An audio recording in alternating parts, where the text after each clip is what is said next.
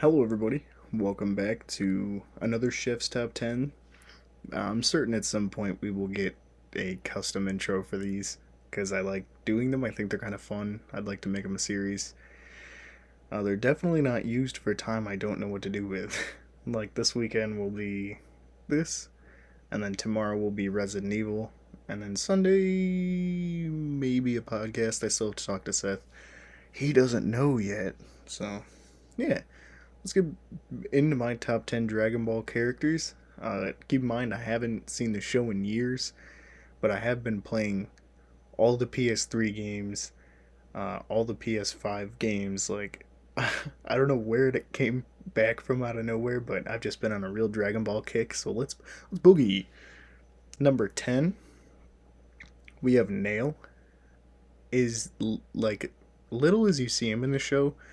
Whenever he is in a game and you can play as him, I tend to like play as him a little bit just to get like the hang of him. And I don't know, I think it's cool to see another Namekian playable other than Piccolo. Other than that, there's not much to say about him, unfortunately. Number 9, Kid Buu. Uh, he's I wanted to put him on the list not because I ever play as him, but just because like he's such a memorable character, and anyone who's seen Dragon Ball could look at him and be like, "Yeah, that's who that is." And he's a ridiculous enemy. He's pretty much made out of rubber, and he's just for how small he is, he's like unstoppable. He's insane. And I just remember as a kid, whenever I had a game that had him in it, I would just like fear getting to that point in the game because he's so hard in every game he's in. Like, I think it was Xenoverse 2. I had a harder time beating him than I did one of the final bosses. Or maybe not Xenoverse 2. Infinite World. I had such a hard time with him, it was crazy. Alright, on to the next one. Number 8, Super Saiyan 4 Goku, specifically. I don't usually play as Goku in Dragon Ball games and like dueling and world tournaments and stuff. Uh, I only play as him when you don't have a choice, like in the story modes. I don't know, I don't enjoy playing as Goku that much, but if there is the Saiyan 4 option, then I do use him a little bit. I just think it's because it stands out so much, and Dragon Ball GT was like the first Dragon Ball series I ever got on disc when I was a kid, so I think that one has a special place in my heart. So yeah, that's the only version of Goku I really like. Like, not that the others aren't cool or anything, but it's like the only time I play as him. Number 7, Frieza. Frieza is dope. Uh, he's a little edgy, and like I think Dragon Ball Budokai 3. I went through the Dragon Arena, which is where you just level up your character, and he was the first person I got like maxed out. And he just controls well. He's got so many different forms. It almost feels unnecessary, but then you look at like modern day Goku and they're about the same. But yeah, all around I think he's just dope. Number 6, Trunks, but specifically Super Trunks. Like he just built like an absolute monster. Like he's super big and he's just always fun to play as in the games. But like the one thing I like that not all of them do, because a lot of games don't feature Super Trunks.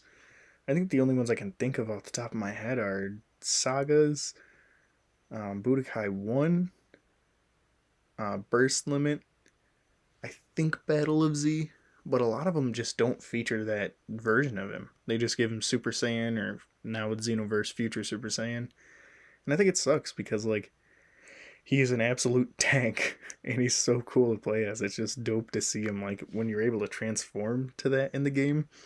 Like, see him go from, like, normal muscle to just, like, transform into just this absolute beast. Number 5, Bardock. I remember the first time I saw Bardock was the first time I played Budokai Tenkaichi 1 on my PS2, and like I was just like, who is this goober? And I just he's dope. He's pretty weak, but he is dope. Like, oh man, I don't know. And even when he's in a game, he tends to be in the games now. I always usually like here and there. goof around with him. Just because it's so cool, especially when you have Xenoverse 2 where he can become Super Saiyan. I don't remember if that's canon or not, but he's just so dope. Like, I don't know, I think it's because I like I said, with Goku, he's alright, but like, just got that, like, super cool attitude, you know? Number 4, Tarble. Um, a lot of people might not even know who that is, especially if you're not a huge fan of Dragon Ball. But Tarble is Vegeta's little brother, and you only see him once in the show. And out of all the games I have, he's only in one. He's in Raging Blast 2. And I don't know, he's just such an innocent little dude. Like, whenever you go to fight someone with him, he's like, I don't want to do this, but I'll do it. And then you beat ass with him because he's just so cool. Now on to the top 3. I almost guarantee you won't be able to get number 1, and if you can, good job, huzzah. Number 3, Vegeta. Any form doesn't matter. I've always liked Vegeta more than Goku. I don't know why. I don't know what it is, but he's cool. You know, he's funny at times. Like, I think he's a staple of the show, obviously, at this point. And I'm glad they made the decisions with him that they did. If I remember correctly, I think it's Akira Toriyama didn't even like Vegeta at first, but he stuck around because the fans were like, yeah, we want Vegeta. And he's like, okay. And now he's here, and he's a badass. Number 2, Teen Gohan. I want to say specifically Super Saiyan 2, but it really doesn't matter because he is a really good character.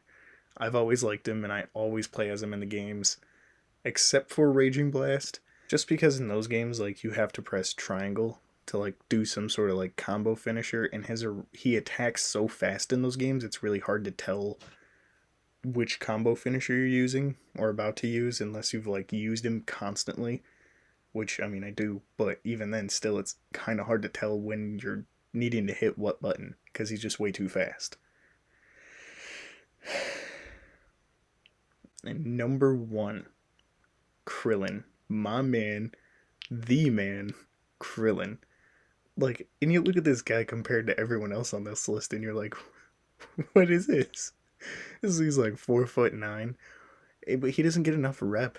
He is, like, canon to the show, the strongest Earthling there is. He's the strongest man on Earth, and with that stature, that's just incredible. Like, I always play as him in the games, in dueling and any other bonus modes, world tournament, you name it, I'm playing Krillin. Because he's just dope.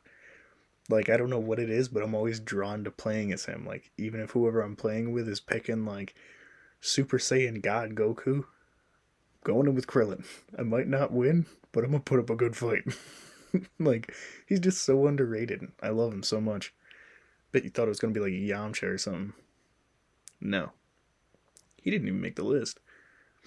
And it was really hard to actually sit down and narrow these. This kind of took me like all day because there's hundreds of characters in Dragon Ball.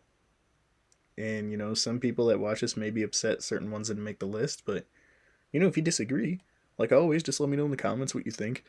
Or if you don't really know that much about Dragon Ball, now's the time to get into it. Maybe someday I'll show off all my nerd stuff that I've got. I've got quite a bit of Dragon Ball stuff, including the games. I hope you enjoyed, and I hope you're having a good day.